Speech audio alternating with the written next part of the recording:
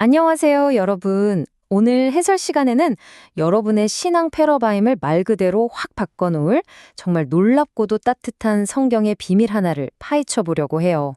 바로 우리의 궁극적인 목적지, 새 예루살렘에 관한 이야기인데요. 보통 이거 생각하면 좀 막연하잖아요. 오늘 그 진짜 의미에 대해 제대로 한번 다이빙해 보겠습니다.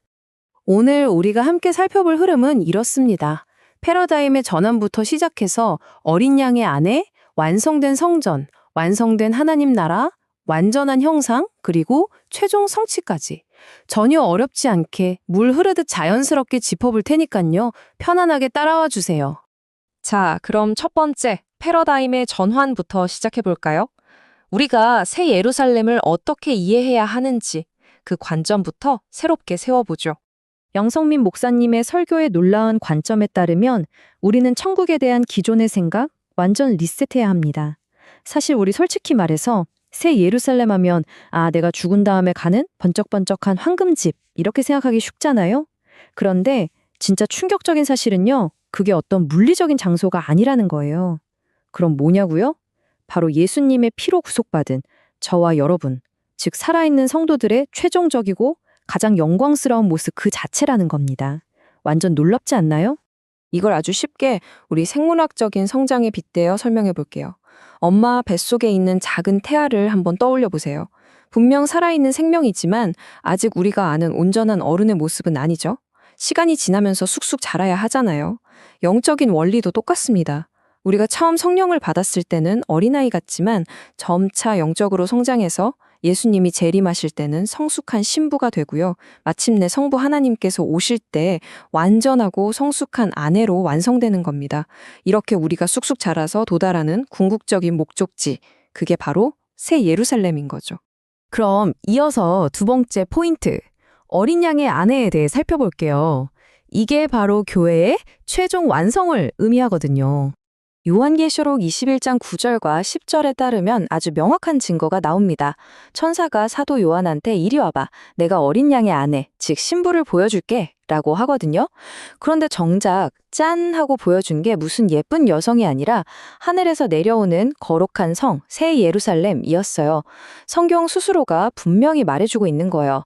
새 예루살렘은 어떤 건물이 아니라 바로 어린 양 되신 예수님의 아내로 완벽하게 성숙한 우리 교회라는 사실을 말이죠.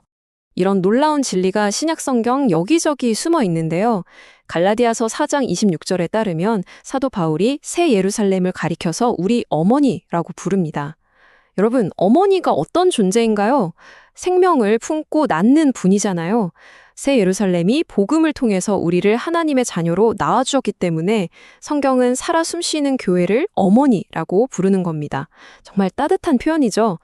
세 번째 포인트로 넘어가 볼까요? 바로 완성된 성전입니다. 하나님이 영원히 거처하실 곳에 대한 이야기예요. 그럼 지금 우리는 어떤 상태일까 궁금하시죠? 에베소서 2장 21절과 22절에 따르면 우리는 지금 당장 100% 완성된 으리으리한 성전이라기보다는 하나님이 머무실 처소가 되기 위해 서로 연결되어서 지어져 가고 있는 중입니다. 비유하자면 한창 공사가 진행 중인 건축 현장 같은 거죠. 하나님의 은혜 안에서 지금 이 순간에도 우리는 계속 예쁘게 지어지고 또 성숙해가고 있는 중이랍니다. 여기서 정말 중요한 핵심 짚고 넘어갈게요. 살아있는 성전인 우리 교회가 그 공사를 다 마치고 완벽하게 성숙해졌을 때 바로 그때 비로소 성부 하나님께서 영원히 함께 사시려고 우리에게 찾아오신다는 거예요. 그 최종적으로 완공된 성전의 웅장한 모습, 그게 바로 새 예루살렘입니다. 자, 네 번째로 넘어가겠습니다. 완성된 하나님 나라에 대한 의미인데요. 우리가 왕권을 누리게 된다는 엄청난 이야기입니다. 베드로전서 2장과 요한계시록 5장에 따르면요. 하나님께서 십자가의 그 귀한 피로 우리를 구원하신 진짜 목적이 나옵니다. 우리를 하나님이 사시는 신령한 집으로 또 그분의 보좌가 떡하니 있는 거룩한 나라로 만드시기 위해서였어요. 우리가 마침내 새 예루살렘으로 완성되면요. 우리는 그냥 천국에서 박수나 치는 구경꾼이 아닙니다. 하나님과 함께 세세토록 왕노릇하는 그런 엄청난 영광을 누리게 되는 거예요. 다섯 번째 포인트, 완전한 형상입니다.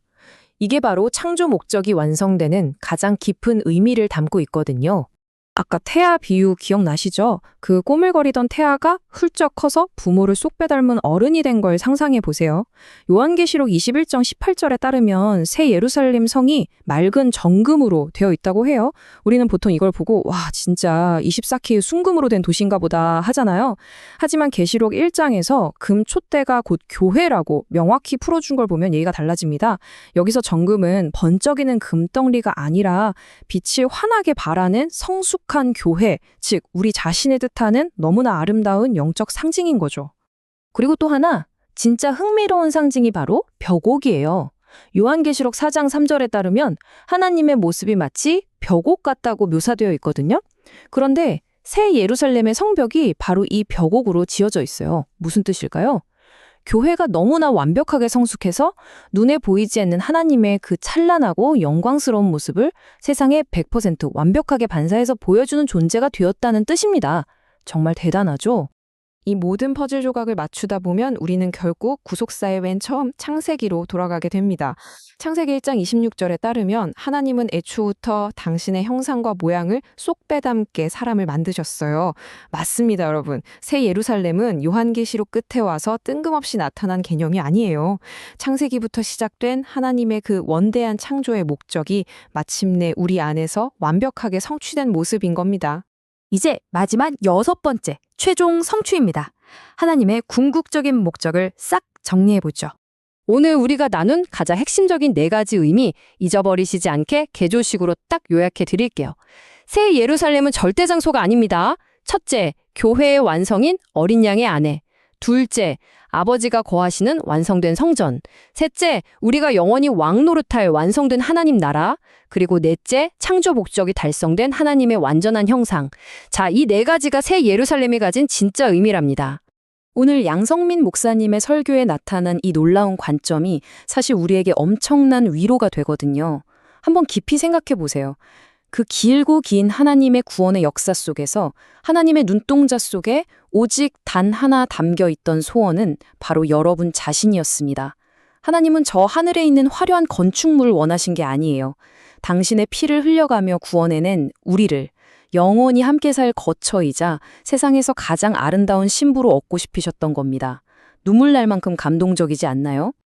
자, 오늘 이 엄청난 진리를 깨닫게 되셨는데 마음이 어떠신가요? 우리는 죽어서 어디 낯선 외계의 황금 도시로 이민 가는 게 아닙니다. 지금 이 순간에도 우리 자신이 바로 그 찬란한 빛을 내며 하나님의 모습을 반사하는 새 예루살렘으로 하루하루 지어져 가고 있는 거예요. 그렇다면 이 영광스러운 완성을 간절히 기다리는 사람답게 바로 오늘 당장부터 내 삶 속에서 하나님의 그 아름다운 형상을 조금씩이라도 비추며 살아야 하지 않을까요? 여러분은 이 가슴 벅찬 부르심에 기쁨으로 응답할 준비가 되셨습니까? 오늘 준비한 해설은 여기까지입니다. 이 가슴 뛰는 소망이 여러분의 평범한 일상을 매일매일 눈부시게 비추기를 진심으로 응원합니다.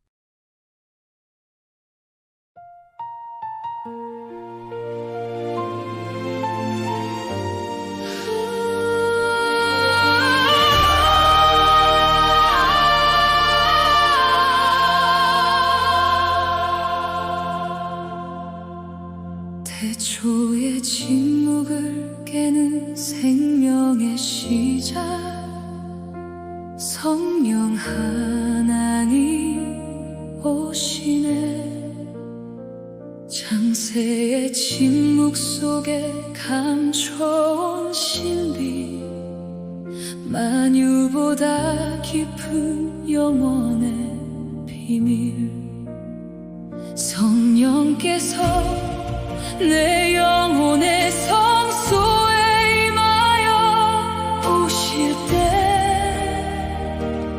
세속의 때를 벗은 순결한 처녀로 나를 일으켜 세우시니 내 안에서 새 예루살렘이 싹트기 시작하네